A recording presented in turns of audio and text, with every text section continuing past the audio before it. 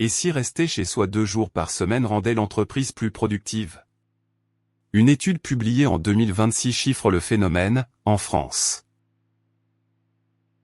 Après la crise sanitaire, le travail hybride s'installe durablement, en moyenne 2 jours à distance, 3 jours au bureau. L'étude porte sur 6593 sociétés françaises, soit près de 3 millions d'emplois à plein temps, observe entre 2019 et 2022.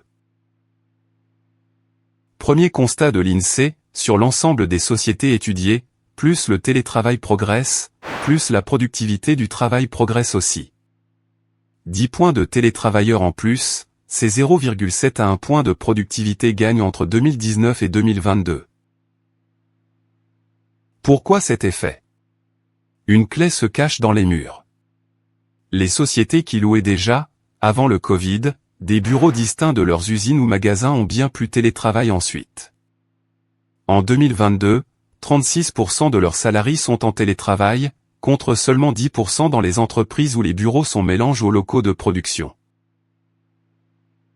En se concentrant sur ces sociétés aux bureaux déjà séparés, les chercheurs isolent un effet propre du télétravail. Le résultat, 10 points de télétravail en plus, ce sont 2,7 points de productivité gagne entre 2019 et 2022. Et la baisse des mètres carrés n'explique qu'une petite part du gain, moins de 0,1% de la valeur ajoutée. Le reste viendrait de l'organisation du travail. Mais l'effet a une limite. Quand la part de télétravailleurs dépasse 20 à 25% des salariés, le gain marginal disparaît, trop de distanciel complique la coordination. Et les secteurs ne sont pas logés à la même enseigne, plus 3 points dans les transports, plus 1,8 points dans l'industrie, mais un effet quasi nul dans la construction et le commerce.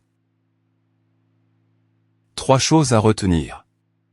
1. Le télétravail apporte un gain réel mais modeste de productivité, moins d'1 point pour 10 points de télétravailleurs en plus.